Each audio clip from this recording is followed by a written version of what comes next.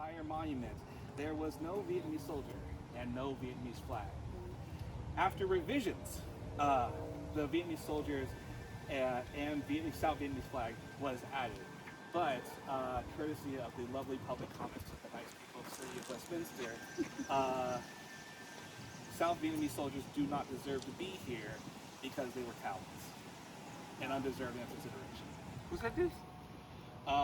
The nice people of the city of Westminster in public comments when it came to the dedication of this memorial in 2003, when it came time for city comments. What people? With the white people?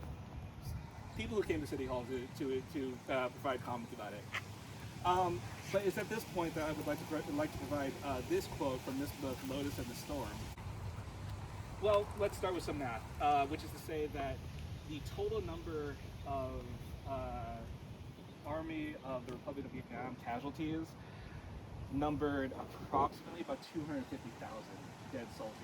And from 1968 until 1975, the average number of soldiers that South Vietnam lost was 25,000 soldiers per year. And there is no time in the entirety of the Second Indo-Chinese War from 1954 to 1975 where South Vietnamese soldier casualties ever were less than American casualties. It was always more. Total number of casualties numbered in an approximate range of 4 to 1 ratio. But from 1973, the war was over as far as the Americans were concerned. They had their peace at last and the tincture of honor, plus the release of their 591 prisoners of war. Soon, after the Paris Agreement was signed, the North stopped its lip-licking and attacked. Here was the bewildering military reality.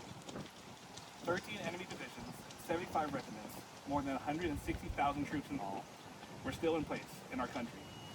There were also arms and troops that poured down the Ho Chi Minh Trail, more than 4 times the numbers that took part in prior attacks.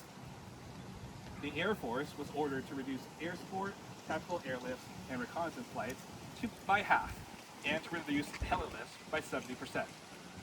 We were told to retire more than 200 aircraft and cancel pre-existing orders for upgrades. We were instructed to recall 400 pilots from training in the United States. The Navy inactivated more than 600 vessels and rivercraft and reduced river patrols by 72%. Not one plane, ship, or boat was replaced after the peace treaty. Our ammunition supply rate had to be reduced. The daily allowance for rifles was set at 1.6 rounds per man.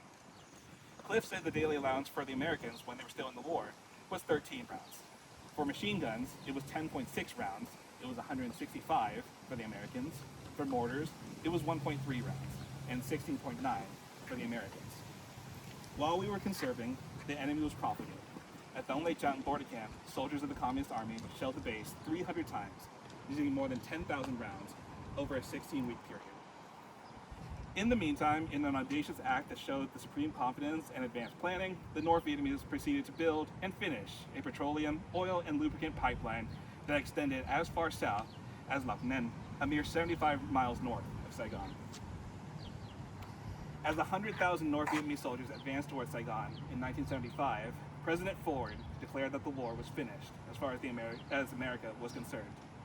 Defended by 5,000 men, Phuoc Long province, along the Cambodian border north of Saigon, was the first to fall under attack by 30,000 North Vietnamese and Viet Cong soldiers.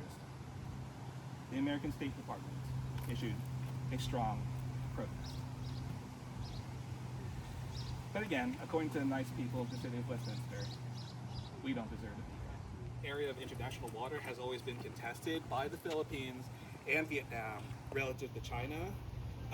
And so this is an example, commemoration of that battle in 1974.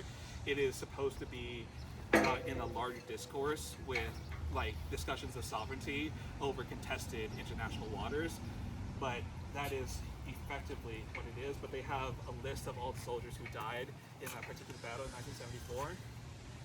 You see over here, Union Bay, California, in memory of all South Vietnamese, American, and Allied soldiers who died in the Vietnam War. If you didn't want to think too much about what you wanted to have on your plaque, you would pretty much write this. It's pretty much standard across all of these plaques almost uniformly. Almost uniformly, except for one business, which is right over here. This business is Ben Mikyek Ali, who, in their dedication, specifically decided to put in their dedication in memory of the South Vietnamese soldiers who died for freedom. Ben Mikyek Ali is one of the oldest, first, and most successful refugee-owned businesses in the entirety of the community. They are literally here, one of the oldest in existence. If they seem mildly upset, it might be because some people decided to come out to City Hall and say that all the people that they knew that died deserved it.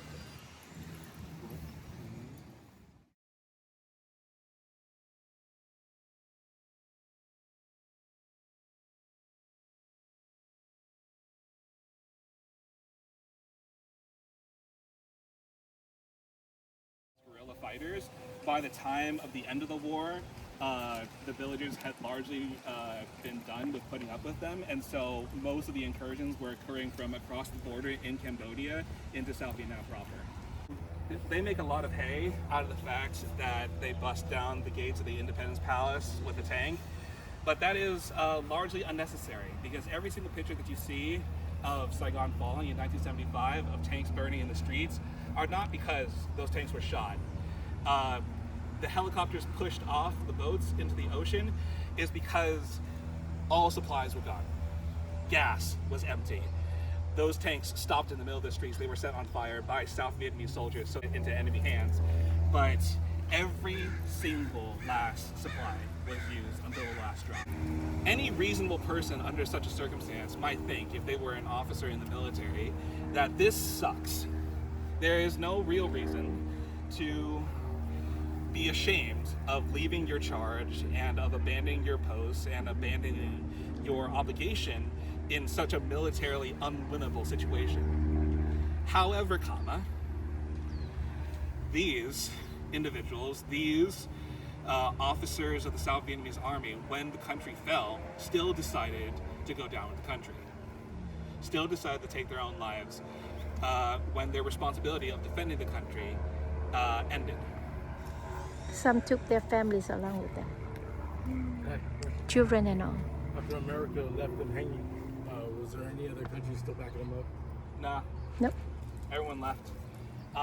And despite the fact that it was a 4-to-1 supply difference, Vietnam still hung on from 1973 to 1975. As they were getting overtaken by the North? Yeah, it's pretty much, that's the other element of it, is that despite George Lucas's decision to depict Vietnamese soldiers as Ewoks, as guerrilla fighters, is completely inaccurate. The closest analogy in terms of the actual fighting that occurred between South Vietnam and North Vietnam is literally army versus army, except one army has full munitions 4 times the size of the other. It's the rough equivalent of Russia versus Ukraine today.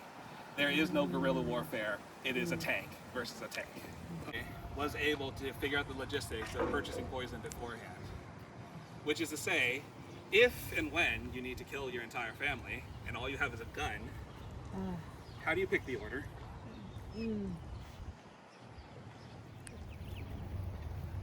All of that